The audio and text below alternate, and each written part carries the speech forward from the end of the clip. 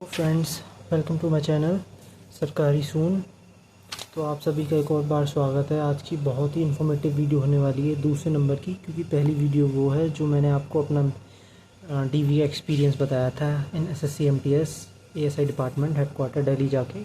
और दूसरी वीडियो ये है सबसे इम्पोर्टेंट जॉइनिंग लेटर के बारे में। और जो जॉइनिंग लेटर जिनका आ चुका है, जिनका नहीं आया है, कब आएगा, रोज़गार मेला में जिनको मिला है और क्या क्या डॉक्यूमेंट्स ले जानी है। देखिए, मैं आपके लिए सब बनवा के ले आया हूँ, प्रिंट आउट निकलवा लाया हूँ सारे। अब मैं बताऊँगा आपको सब कैसे कैसे फ़िल करना है, क्या क्या फ़िल करना है। तो लास्ट तक देखते रहिए, पूरी वीडियो बहुत ही इन्फॉर्मेटिव होने वाली है। एक भी स्किप मत करना स्टेप को। मैं हर एक डिटेल फॉर्म की, देखो अटेस्टेशन फॉर्म है, ऐसे सारे फॉर्म जितने लगाने हैं आपको जॉइनिंग के टाइम, उन सब के बारे में बताने वाला हूँ, कैसे कैसे क्या फ़िल करना है और ये कहाँ से मिलेगा और क्या क्या प्रोसेस रहेगा। तो चलिए पहले शुरू करते हैं। जैसे कि आप सबको पता है यार, 12 जुलाई को यानी आज रोज़गार मेला था। आधे बच्चों को मेल आ गया था, 15% बच्चों को, 85% बच्चों को रोज़गार मेले का इन्विटेशन नहीं आया था। तो सब लोग बहुत कंफ्यूज थे। तो बाकियों को आज अराउंड 2 से 3 बजे ईमेल आ चुका है। काफ़ी ज़्यादा मैक्सिमम बच्चों को आ चुका है, और कुछ बच्चे अब भी रह गए हैं जिनको नहीं आया, गिने चुने रह गए, लेकिन मोस्टली सबको आ गया है। और रही बात स्पीड पोस्ट की, तो वो आपको एड्रेस पे, आपके जहाँ कॉरेस्पॉन्डेंस एड्रेस है, जी हाँ, वहीं पे आएगा जो आपने डीवी के टाइम फिल करा था ना एड्रेस, वहीं पे स्पीड पोस्ट के थ्रू आपको जॉइनिंग लेटर मिल जाएगा। तो ये सब तो रही आज से रिलेटेड बात। और हाँ, कुछ बच्चों का ऐसा है भाई, लिस्ट जो आई है, लिस्ट में बता रहे हैं कि पहले इनका सर्कल छत्तीसगढ़ था तो एमपी हो गया है, या एमपी था तो छत्तीसगढ़ हो गया है, या जयपुर हो गया है। क्योंकि भाई वो ऐसा इसलिए हुआ यार, एमपी में जितनी वैकेंसी आई थी मेरे अकॉर्डिंग वो शायद सब कैंसिल कर दी हैं और दूसरी स्टेट्स को ट्रांसफ़र कर दी, जैसे छत्तीसगढ़, बिहार वगैरह आसपास। तो ये तो डिपार्टमेंट है ब्रो, वो कुछ भी कर सकते हैं। आप देखिए, क्या हेडक्वार्टर जाके एक बार बात कीजिए, कुछ होता है तो। बाकी तो अभी तक तो कुछ बच्चों के साथ ऐसा हुआ है, ज़्यादा नहीं, लगभग थोड़े बहुत 10-20 बच्चों के साथ हो चुका है ऐसा। तो चलिए, ये तो नॉर्मल बात थी। अब आगे की बात, तो जैसे कि अभी आपको आपकी स्क्रीन पे दिख रहा होगा, जॉइनिंग लेटर का फ़ोटो है, वो मैंने वो निकलवाना भूल गया हूँ अभी। वो आपको मैं बाद में दिखा दूँगा, जब ये सारा फिल करा दूँगा, एक बार और वीडियो डाल दूँगा, वहाँ से आप वेरीफाई कर लेना आपने सही करा है नहीं। मोस्टली वो वीडियो आपको कल तक या परसों तक मिल जाएगी, जहाँ सारे डॉक्यूमेंट बनवा लूँगा, मैक्सिमम मंडे तक या ट्यूसडे तक। तो अभी मैं आपको फॉर्म दिखा देता हूँ जो चाहिए होते हैं, इंपॉर्टेंट फॉर्म्स जो हैं। स्क्रीन पे आपको दिख गया होगा, जॉइनिंग लेटर ऐसा आया है, डिटेल्स पढ़ लेना। नाम किसी का नहीं आया, और जॉइनिंग लेटर में लिस्ट आई है, वहाँ पे अपना नाम सर्च कर लो, वहाँ पे कुछ बच्चों का नाम नहीं आया, वो देख लेना। चलिए आगे बढ़ते हैं। ये कुछ फॉर्म्स हैं जो आपको निकलवाने हैं, एनेक्सर बोलते हैं। इनकी पीडीएफ डली हुई है, आपको साइट से मिल जाएगी, एएसआई की साइट से लिंक डला हुआ है जॉइनिंग लेटर में। अगर नहीं मिलती है तो मुझे बता दीजिए, मैं आपको शेयर कर दूंगा अपने टेलीग्राम चैनल पे। ये अटेस्टेशन फॉर्म होता है, इसे मैं बाद में बताऊंगा क्योंकि सबसे लंबी प्रोसेस यही होता है। अभी आगे के बताता हूँ जो नॉर्मल फॉर्म्स हैं। तो एक ये फॉर्म मिलेगा एनेक्सर 5 करके, पेन क्लोज कर लेता हूँ क्योंकि अभी मैंने फिल नहीं किया है। तो इसमें आपको अंडरटेकिंग है, ये आपको खुद फिल करना है, अच्छे से देख लीजिएगा। इसमें लिखा है आय श्री श्रीमती कुमारी, जो भी आपका नाम है, जो भी स्टेटस है, यहाँ पे अपना नाम लिख दीजिए। सी ऑफ मतलब केयर ऑफ, अपने पापा का नाम यहाँ लिख देना। Do hereby certify that no criminal case are pending वगैरह, ये अच्छे से पढ़ लेना। I understand that my appointment as dash in ASI, मतलब आपकी पोस्ट क्या है, एसएससी एमटीएस 2024 लिखना है। यहाँ पे 24 नहीं लिखना है, सिर्फ ये लिखना है SSC MTS in ASI is provisionally subject to verification of my character and antecedent by the police authority. इसे एक बार ढंग से पढ़ लेना है। फिर यहाँ पे नीचे आपको अपना नेम लिख देना है कैपिटल लेटर्स में, और यहाँ पे एड्रेस लिख देना है। एड्रेस आप पूछेंगे कौन सा लिखना है, भाई अगर आपका एक ही एड्रेस है परमानेंट और कॉरेस्पोंडेंस, तो वो लिख देना। अगर वो नहीं है तो अपना परमानेंट एड्रेस लिखना है, क्योंकि पुलिस वेरिफिकेशन वगैरह वहीं पे होगी। तो ये थी अंडरटेकिंग, और यहाँ पे स्टैम्प वगैरह किसी की सिग्नेचर नहीं करानी है। नेक्स्ट डॉक्यूमेंट पे बढ़ते हैं। नेक्स्ट डॉक्यूमेंट जो है उसे बोलते हैं करेक्टर सर्टिफिकेट। ये वो वाला करेक्टर सर्टिफिकेट नहीं है जो हमने पुलिस वेरिफिकेशन वाला बनवाया था, वो भी होना चाहिए आपके पास, ज़रूरत पड़ सकती है। ये भी आपको फॉर्म्स के साथ एनेक्सर 4 है, ये मिल जाएगा। तो ये ध्यान रखना, ये आपको फिल नहीं करना है, कहीं आप खुद ही फिल कर दें अपने हाथों से, जी नहीं, ये आपको फिल नहीं करना है। ये करेक्टर सर्टिफिकेट वो फिल करेगा जिससे आप बनवाएंगे, यानी ये कोई गजेटेड ऑफिसर से। गजेटेड ऑफिसर की बहुत सारी लिस्ट होती हैं, गूगल कर लीजिए, वहाँ से आपको मिल जाएगा कौन कौन साइन करता है। जैसे एसडीएम हुआ भाई, डीएम हुआ, आईएफएस, आईपीएस, ये सब हुए। और भी गजेटरी ऑफिसर होते हैं, प्रिंसिपल हुआ किसी यूनिवर्सिटी का, वो सब से। तो ये वो यहाँ पे ये फिल करेंगे कि certified that I have known, यहाँ पे आपका नाम आएगा। सन ऑफ, डॉटर ऑफ, अपने पापा का नाम आएगा कि इतने ईयर्स और इतने मंथ से जानते हैं, इनके खिलाफ़ कोई पुलिस केस वगैरह वगैरह नहीं है विच मैट वगैरह वगैरह। He bears a good moral character and is dash national Indian है वगैरह वगैरह। आप समझा देना उनको एक बार, जिससे भी आप साइन करना चाहें कि कैसे फिल करना है। यहाँ पे वो अपनी डेट डाल देंगे, यहाँ पे प्लेस डाल देंगे अपने जहाँ जहाँ भी वो रहते हैं ऑफिसर, और वहाँ पे अपना सिग्नेचर कर देंगे। और यहाँ पे नीचे नेम इन कैपिटल लेटर्स, उनको बता देना कैपिटल लेटर्स में उन्हें अपना नाम लिखना है, डेजिग्नेशन लिखनी है अपनी कौन सी पोस्ट पे है, एड्रेस देना अपने ऑफिस का, और विद प्रॉपर स्टैम्प। ये सब इतना स्पेस दिया है, यहाँ पे फिल करवा लेना है सिंपली। तो ये करेक्ट सर्टिफिकेट है। आप हर एक डॉक्यूमेंट की 2-2 कॉपी निकलवा लीजिए, बहुत ज़रूरी पड़ सकता है। बाई चांस एक मिस्टेक हो जाए तो दूसरा तुरंत वहाँ पे बाद में भरवाने चले जाओ, ऐसा हो सकता है। तो ये रही करेक्ट सर्टिफिकेट। नेक्स्ट डॉक्यूमेंट पे बढ़ते हैं। ये एक और है, डिक्लेरेशन फॉर्म है, ये भी खुद भरना है। देखो यहाँ पे श्रीमती आपका नाम, श्रीराम आपका नाम लिखना है, डिक्लेयर्ड एज डैश। अगर आप अनमैरिड है तो पहला टिक कर देना, अनमैरिड, विडोअर हैं। सेकंड है married and Holi one husband living, तो सेकंड टिक कर देना है।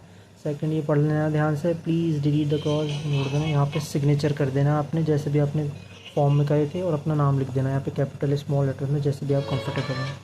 ये एक और है कुछ करके, ओथ ऑफ एलिगेंस, ये भी आपको खुद करना है, अपना यहाँ पे नाम लिख देना है। और बाकी faithfully and bear true allegiance to India to the constitution, ये ओथ वगैरह कर देना है। सो हेल्प मी गॉड, बस अपना नाम कैपिटल लेटर में लिख देना है, यहाँ पे साइन कर देना, अपना नेम लिख देना, और डेजिग्नेशन अपनी एमटीएस लिख देनी है, यहाँ पे डेट लिख देनी है।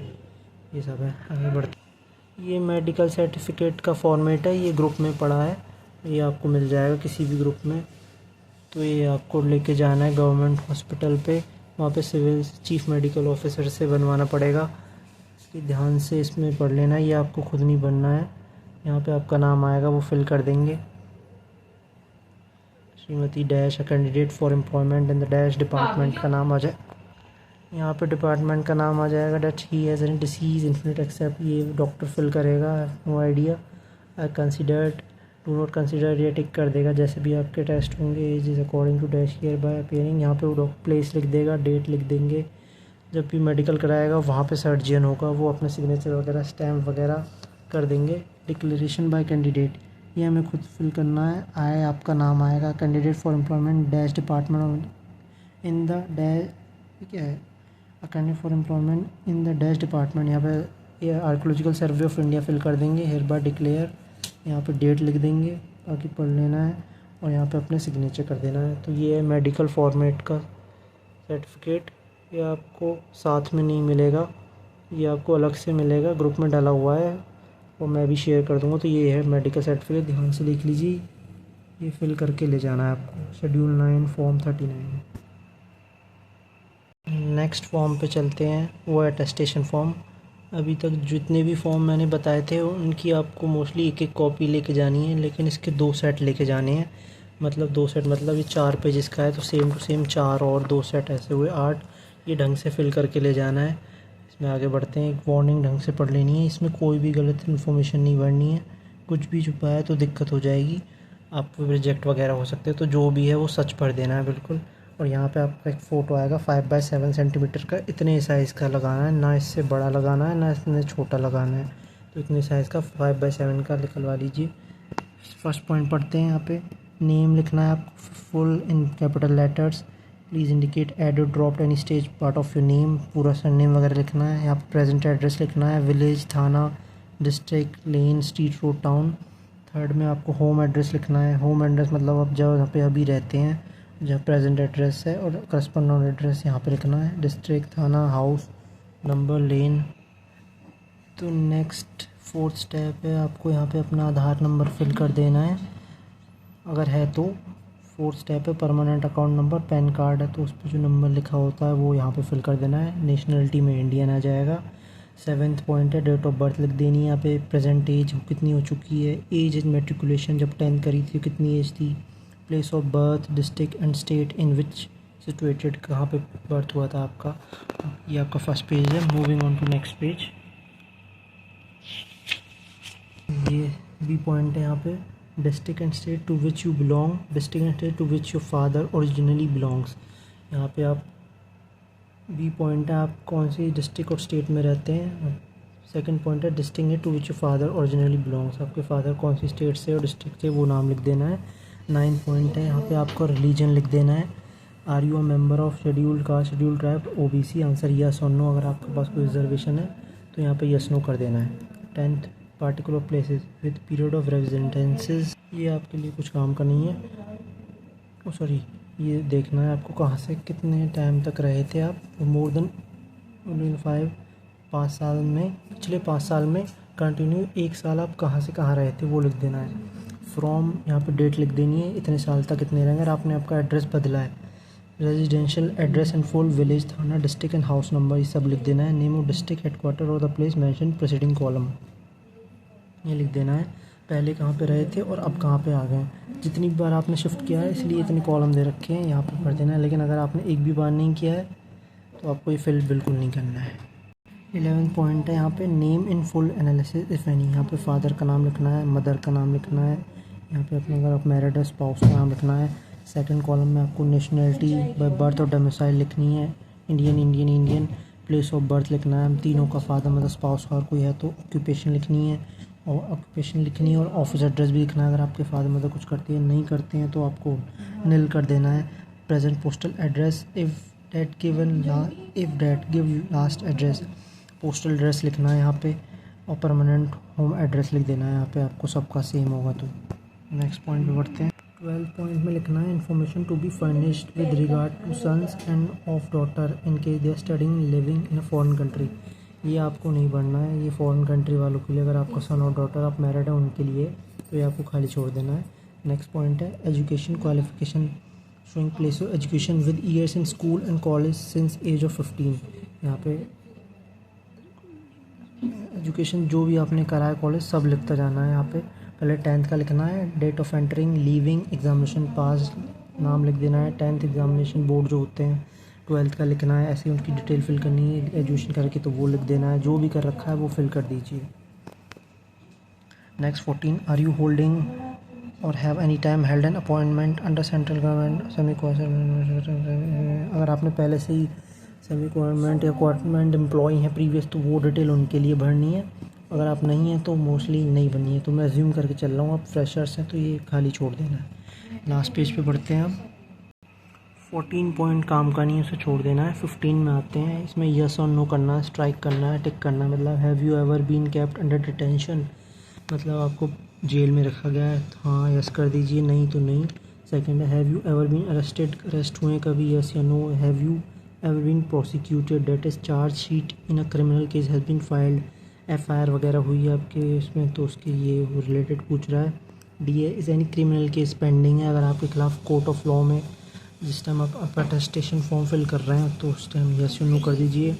नेक्स्ट पॉइंट है have you ever been convicted by court of law, यानी कोई जुर्म कराया आपने लॉ कोर्ट वगैरह में गए तो ये उसके लिए। Whether discharge expel withdrawal by training institution, अगर आपका पहले ही कहीं सिलेक्शन हुआ है तो वहाँ से निकाल दिए गए थे तो उसके बारे में यस नो करना है। Have you ever been investigated by university, investigate करा है आपको कभी यूनिवर्सिटी वगैरह, नहीं हाँ तो यस वरना नहीं। हैव यू बीन डिबार्ड हुए हैं आप SSC स्टाफ से UPSC वगैरह से तो यस नो कर दीजिए। नेक्स्ट पॉइंट पे बढ़ते हैं। Please also see the warning at the top of the test form, specific answer to each of the question given by trying और यस और no. Name of 2 responsible person of your locality to whom you are known, मतलब आपके आसपास 2 लोगों के नाम लिखने हैं जो आपको जानते हैं। इसमें आपको उन लोगों का नाम लिखना है जो आपके भला करने वाले इंसान है, आपसे चिढ़ने वालों का नाम मत लिख देना वरना वो वहाँ पे मना कर देंगे कि भाई हम तो जानते ही नहीं है, तो वेरिफिकेशन में दिक्कत आएगी। तो आपने जो भरोसेमंद पड़ोसी हैं उनका नाम लिखना है 2 लोगों का। ये डिक्लेरेशन है, लास्ट में पढ़ लेना ढंग से, I am aware for information ये वगैरह वगैरह। यहाँ पे आपने डेट लिख देना जिस टाइम ये फॉर्म फिल कर रहे हो, प्लेस लिख देना और यहाँ पे अपने साइन कर देना। तो ये था अटेस्टेशन फॉर्म, ये कुछ इंपॉर्टेंट फॉर्म थे मैंने आपको बता दिए हैं, ये आपको बहुत ही ध्यान से पढ़ने हैं। वीडियो को रोक रोक के पढ़ लेना जो जो मैंने बताया है, और भी कोई दिक्कत आए तो मैसेज कमेंट कर सकते हैं आप, मैं आपको बता दूंगा ये सब मुझे कहाँ से मिले हैं और कैसे कैसे करवाना है। जैसे ही मेरे सारे डॉक्यूमेंट कंप्लीट हो जाएंगे मैं एक और वीडियो लाऊंगा जो सब फिल होगा, अच्छे से बता दूंगा भाई, उस पर आप भरोसा कर सकते हो। तो मोस्टली वीडियो मंडे तक आ जाएगा या ट्यूसडे तक definitely. So that's all for today, thank you for watching my video. जो भी पहली बार आए चैनल पे वो चैनल को सब्सक्राइब करें। Bye bye.